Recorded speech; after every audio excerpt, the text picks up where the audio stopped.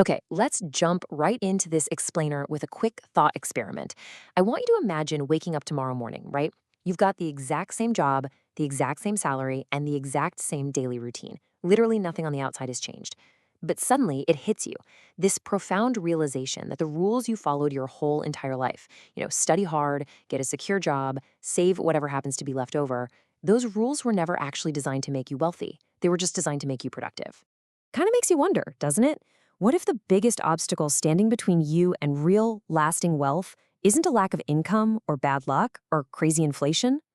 What if your financial struggles are really just the result of an inherited story?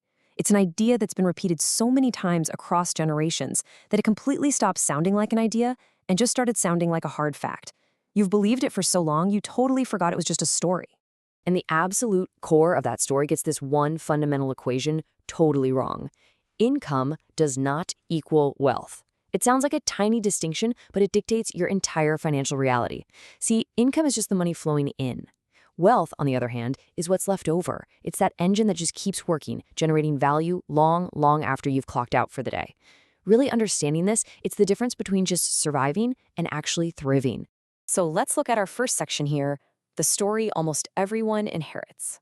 Think about it. Long before you ever earned your first paycheck, you were adopting financial behaviors just by watching the adults around you. You watched how they talked about bills, how they handled surprise expenses, and whether money meant deep stress or quiet confidence. All those observations basically mutated into mental models. These are deep, totally unquestioned assumptions acting like invisible lenses we use to view reality. And because everyone around you shares that exact same lens, believing things like a good job is the absolute safest path, actually questioning these deep-rooted beliefs about money feels almost rude or even reckless. Just picture two people pulling in the exact same salary. Earner 1 treats every single raise as a green light to upgrade. Bigger apartment, newer car, better everything. Earner 2, though, quietly redirects a piece of every paycheck into investments that actually grow, and they just keep their lifestyle exactly the same. Fast forward a few years, their paychecks still look completely identical, but their financial lives are literally worlds apart. That huge gap is based entirely on the story they believe about what money is actually for. Which brings us to our next section, the quiet shift that changed everything. If our beliefs drive everything, we really need to know where our absolute obsession with earning a steady salary actually came from in the first place. For most of human history, people survived as direct producers, growing food or crafting goods directly. But then the Industrial Revolution completely rewired the human system. Suddenly, factories needed reliable workers in massive numbers. And so, for the very first time in history, a steady wage became the foundational baseline for a quote-unquote normal life. Now, the crucial takeaway here is that there is absolutely nothing wrong with a salary. For most households, it's the bedrock of their security. The problem only starts when a salary becomes your absolute only financial engine, because a salary is just trading your time and skill for money, one trade at a time. The very second you stop trading your time, the income completely stops flowing. Let's move right into section 3, the psychology of more. Here's the thing, whether you're a high earner or you're working with a more modest paycheck, simply earning more won't fix anything if you fall into the trap of lifestyle inflation. We humans adapt incredibly fast. The first time you buy that luxury you've been dreaming of, it feels absolutely amazing. But it's crazy how fast yesterday's exciting luxury turns into today's absolute minimum expectation. Your income rises and your spending just races right alongside it. And it's not out of recklessness. It just feels completely natural to upgrade your life. And that's how the trap closes on you, completely invisibly. Your income goes up, your expenses rise right alongside it to match, and your actual wealth just flatlines at zero. Wealth is rarely destroyed by one massive, dramatic mistake. It's almost always eroded by countless small, totally harmless feeling upgrades that just keep you treading water forever. Okay, on to section 4, the invisible competition. There's a great saying, appearances can be financed. Real security can't.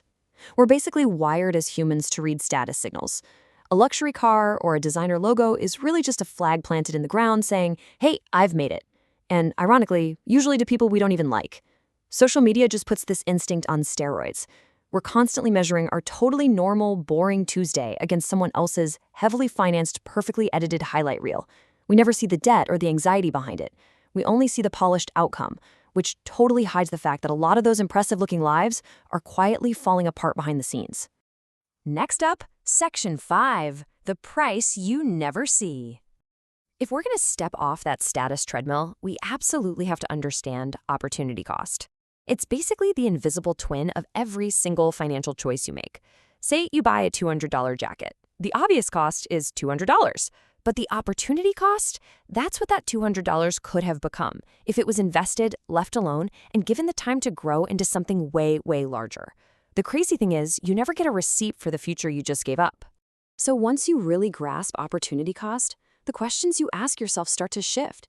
It's no longer just, can I afford this? Instead, it becomes, what am I giving up to have this? And listen, this isn't about extreme frugality or feeling super guilty every time you buy something.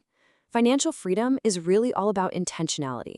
It's deliberately saying no to the noise right now so you can enthusiastically say yes to what actually matters to you later. Let's head into Section 6, the currency you can never earn back. This brings us to the single most dangerous illusion in that inherited money story. Let's do one more quick thought experiment. If someone came up to you and offered you literally unlimited money, billions of dollars, but the catch was you had to give up 1 year of your life, gone forever, would you take the deal? Really think about it for a second. Almost nobody would take that trade. Yet, somehow, without even noticing it, we are constantly making smaller versions of that exact trade every single day. Because the harsh reality is that time is the one resource we have that only moves in one direction. Money can be lost and completely rebuilt from scratch.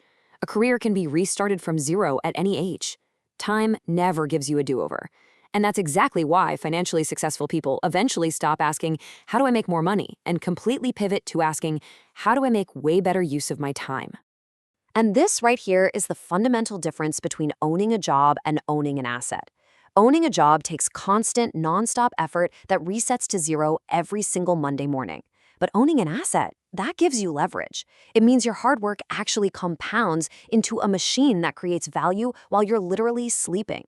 It just keeps moving forward, even when you finally step off the treadmill. Finally, we've got Section 7, the real rules of wealth. So as we completely strip away the biggest money lie ever told, I want to leave you with 5 critical takeaways. 1. Separate your income from your wealth. It's about what you keep, not just what you make. 2.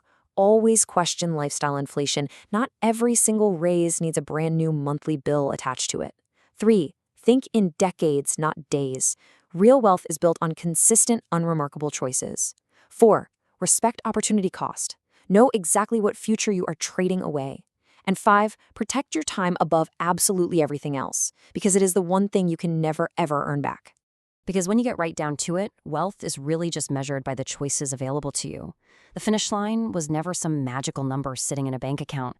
Real wealth is the freedom you've managed to build, the relationships you've nurtured, and that quiet peace of mind you get through totally invisible daily discipline.